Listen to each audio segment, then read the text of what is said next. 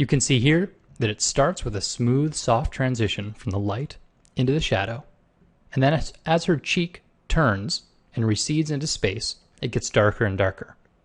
Finally, at the bottom, there's this harsh transition between the darkest part of the shadow and the illuminated neck, and this is a crisp edge of a cast shadow.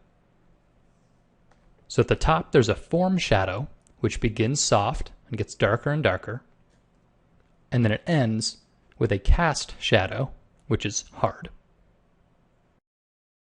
So when it comes time to paint this shape of value, you've got two things. You've got a soft edge and a hard edge.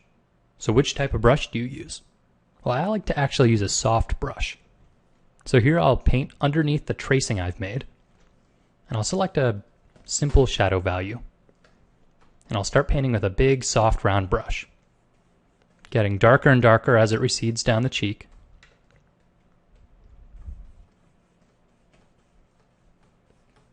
But then I want that sharp, cast shadow edge. And since the soft, round brush won't work for this, I'm going to switch to the eraser tool with a hard, round eraser and carve back out that cast shadow edge. You could also use a mask for this if you wanted. That could give you a little more control.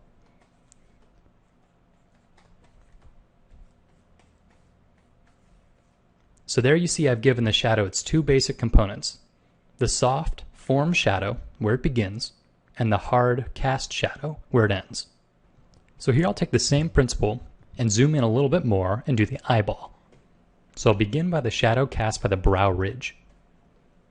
It starts with a soft form shadow at the top, gets darker and darker as it goes deeper into the eye cavity, and then it ends with a sharp cast shadow. So I'll use the hard eraser and erase out that bottom bit. And then to protect this, I'll make a new layer, and then I'll do the eyelid.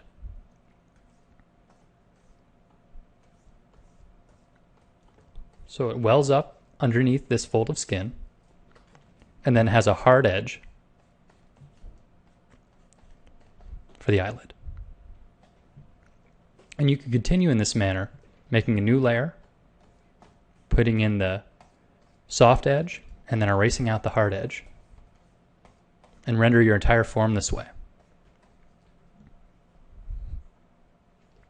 So I've jumped ahead a bit here and finished out the drawing, but you can see the same principle applies to big and small forms. So let's look at the shadow cast by the nose. You can see it starts with a soft form shadow and ends with that hard cast shadow.